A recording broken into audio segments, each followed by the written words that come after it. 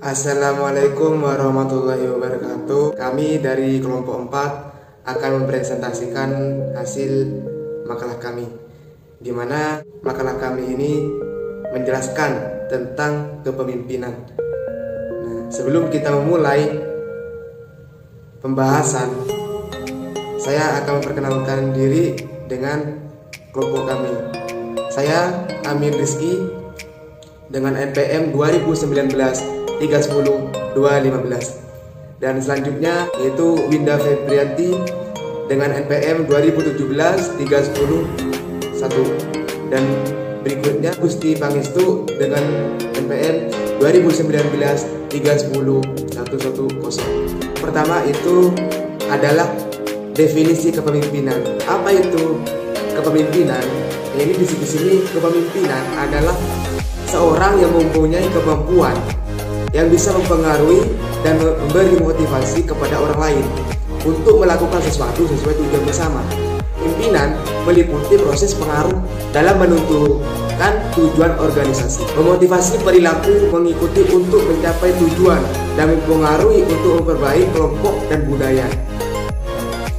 Sebagian besar definisi kepemimpinan mencerminkan asumsi bahwa kepemimpinan berkaitan dengan proses yang bersengaja dari seseorang untuk menekan pengaruhnya yang kuat terhadap orang lain guna membimbing, membuat struktur, serta memfasilitasi aktivitas dan hubungan di dalam grup atau organisasi.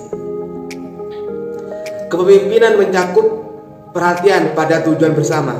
Kepemimpinan mengarahkan energi mereka kepada individu yang mencoba mencapai sesuatu secara bersama. Secara umum, kami memaksud bahwa pemimpin dan pengikut memiliki tujuan bersama. Perhatian terhadap tujuan bersama memberi kepemimpinan suatu nada tambahan yang etis. Karena hal itu menekankan kebutuhan bagi pemimpin untuk bekerja sama mengikuti guna mencapai tujuan tertentu. Di sepanjang teks, orang melaksanakan kepemimpinan akan tersebut pemimpin atau leader yang memimpin, dan mereka yang diperintah oleh orang yang melaksanakan kepemimpinan itu disebut dengan pengikut atau follower. Baik pemimpin maupun pengikut terlibat bersama dalam proses kepemimpinannya. Pemimpin memerlukan pengikut dan pengikut memerlukan pemimpin. Jadi di sini saling berhubungan. Jika dalam organisasi tanpa pemimpin, anggota bukan apa-apa. Nah, jadi kalau pemimpin tanpa anggota itu juga nggak masuk akal kan? Jadi organisasi ini sangat dibutuhkan dua ini peran pentingnya. Nah, terus pemimpin yang sering sekali memulai hubungan, menciptakan jalinan komunikasi, dan memikul beban untuk mempertahankan hubungan. Nah, fungsi dalam sesuatu organisasi dapat dibantah merupakan suatu fungsi yang sangat penting bagi keberadaan dan kemajuan organisasi. Pada dasar fungsi kepemimpinan, fungsi kepemimpinan yaitu ada dua. Yang pertama, fungsi administrasi, yakni mengadakan formulasi kebijakan organisasi dan menyediakan fasilitasnya. Fungsi sebagai top manajemen, yakni mengadakan planning, organizing, controlling, addressing, staffing, commanding, dan lain sebagainya. Selanjutnya yaitu teori kepemimpinan. Teori kepemimpinan memahami teori-teori yang organizing, controlling, addressing, staffing, commanding, dan lain sebagainya. Selanjutnya yaitu teori kepemimpinan.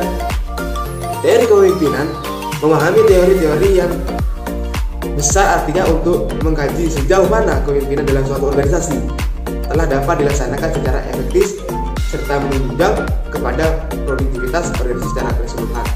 Yang pertama, teori kepemimpinan sifat atau trail theory. Analisa ilmiah tentang kepemimpinan yaitu teori sifat berkembang pertama kali yaitu ada di Yunani kuno dan Romawi yang beranggapan bahwa kepemimpinan itu dilahirkan bukan diciptakan, yang kemudian teori ini dikenal dengan The Great Man Theory.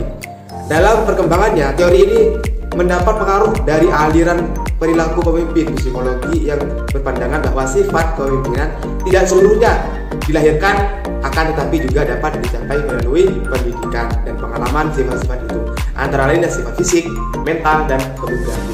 dan mempunyai kedewasaan dan keluasan hubungan sosial maupun di dalam interaksi sosial dengan lingkungan internal maupun internal seseorang pemimpin yang berhasil mempunyai emosi yang mantap dan stabil. Hal ini membuat pemimpin tidak mudah panik dan goyah dalam mempertahankan pendirinya yang diyakini kebenarannya. Yang ketiga itu motivasi. Harus mempunyai motivasi tersendiri dalam tubuhnya. Seorang pemimpin harus berhasil mempunyai motivasi ini. Kenapa? Agar bisa mendorong anggotanya agar melakukan sesuai apa yang diinginkan. Nah, di sini sikap hubungan manusia juga pemimpin berlaku situasi. Berdasarkan penelitian, ada dua pemimpin yang berdasarkan teori memiliki kecenderungan ke arah dua hal ini. Yang pertama, yang disebut dengan konsiderasi, yaitu kecenderungan orang pemimpin yang menggambarkan hubungan akrab dengan bawahan. Contoh, gejala yang ada dalam hal ini seperti memberi masukan pada bawahan dan bersedia berkonsultasi dengan bawahan. Yang kedua, itu disebut dengan struktur inisiasi, yang cenderung seorang pemimpin yang memberikan batasan pada bawahan. Yang dapat dilihat bahwasannya pendapat instruktur dalam melaksanakan tugas, kapan bagaimana pekerjaannya dilakukan dan hasil yang dicapai.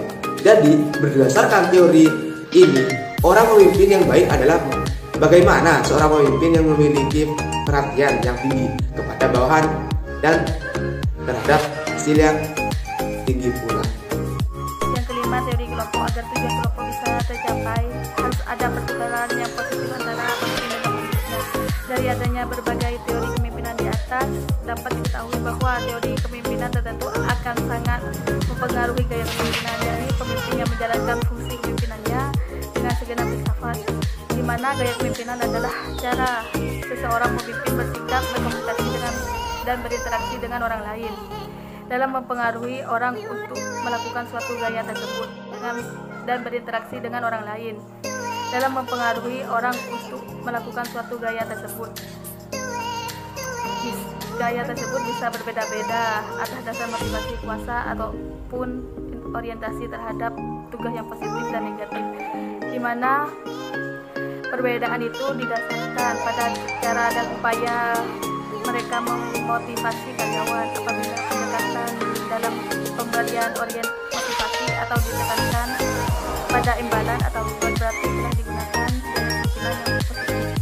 Sebaliknya, jika pendekatan didasarkan pada hukuman dan punishment, berarti dia menerapkan gaya kepemimpinan negatif.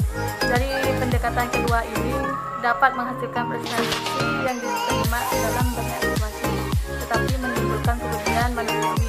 Selain gaya kepemimpinan di atas, masih banyak kepemimpinan lainnya, yaitu otokratis, di mana pemimpin seperti ini menggunakan metode pendekatan kekuasaan dalam pencapaian tujuan dan mengembangkan strukturnya, di mana kekuasaan ini sangat dominan, digunakan memusatkan kekuasaan dan pengambilan keputusan bagi dirinya sendiri. Yang kedua itu partisipatif, di mana lebih banyak desentralisasikan wewenang yang dimiliki warga, keputusan yang diambil tidak bersifat sepihak.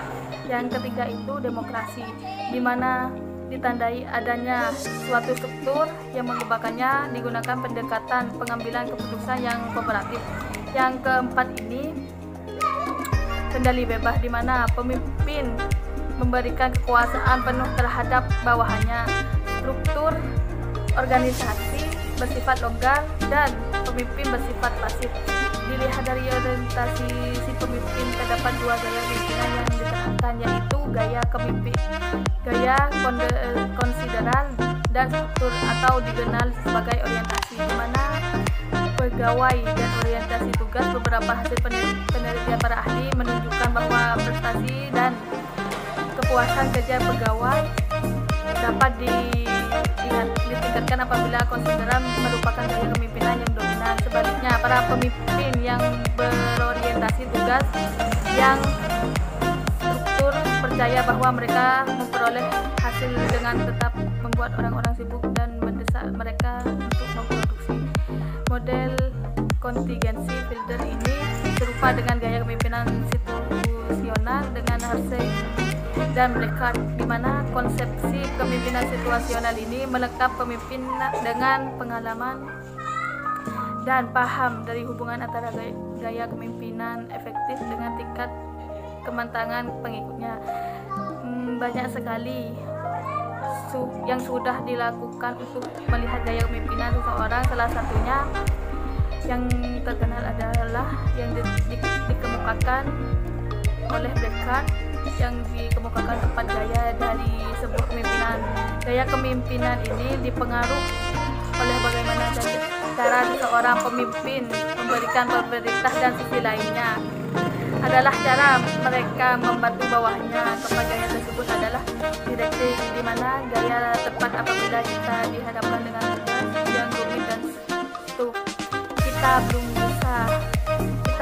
memiliki pengalaman dan motivasi untuk mengerjakan tugas tersebut. Yang kedua itu coaching, di mana pemimpin tidak hanya memberikan detail proses dan aturan kepada bawahan, tetapi juga menjelaskan mengapa sebuah keputusan itu diambil, mendukung proses berkembangnya, dan juga menerima sebagai masukan dan bawahnya.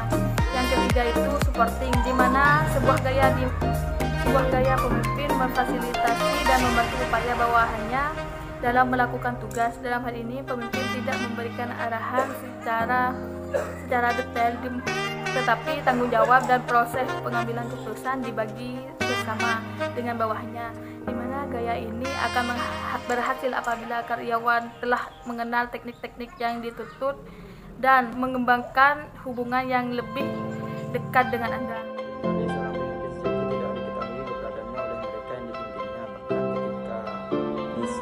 Terselesaikan, maka seluruh anggota tim akan mengatakan bahwa mereka lah yang melakukannya sendiri.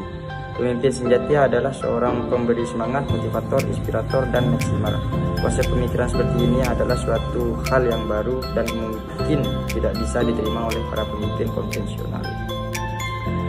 Seperti yang dikatakan oleh penulis buku terkenal Kenneth Blanchard, yang bahwa kepemimpinan dimulai dari dalam hati dan keluar untuk melayani mereka yang dipimpinnya. Perubahan karakter adalah segala-galanya bagi seorang pemimpin sejati. Ada 4 jenis pemimpinan, yaitu Q-leader memiliki 4 makna terkait dengan pemimpinan sejati. Q berarti kecerdasan atau intelligence, seperti dalam EQ berarti kecerdasan intelektual. 2. Q-leader berarti pemimpinan yang memiliki kualitas baik dari aspek visioner maupun aspek manajerial. Q-leader berarti seorang pemimpin yang memiliki QI dalam bahasa Mandarin, yang berarti kehidupan. Q keempat adalah kolbu atau inner self. Seorang pemimpin sejati adalah seorang yang sungguh-sungguh mengenali dirinya. Menjadi seorang pemimpin berarti menjadi seorang pemimpin yang selalu belajar dan bertumbuh senantiasa untuk meningkatkan kadar Q yang lebih tinggi.